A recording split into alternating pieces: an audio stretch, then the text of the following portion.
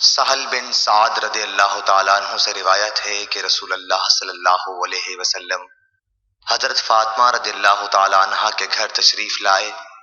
دیکھا کہ حضرت علی رضی اللہ تعالیٰ عنہ گھر میں موجود نہیں ہیں۔ آپ نے دریافت فرمایا کہ تمہارے چچا کے بیٹے کہاں ہیں؟ انہوں نے بتایا کہ میرے اور ان کے درمیان کچھ ناگواری پیش آ گئی اور وہ مجھ پر خفا ہو کر کہیں باہر چلے گئے ہیں اور میرے یہاں قیلولہ بھی نہیں کیا ہے۔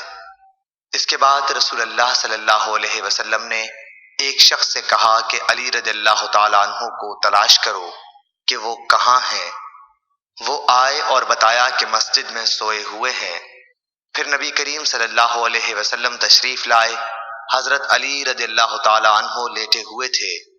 چادر آپ کے پہلو سے گر گئی تھی اور جسم پر مٹی لگ گئی تھی۔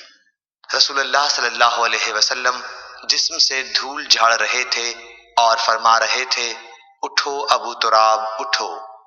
صحیح بخاری حدیث نمبر 441۔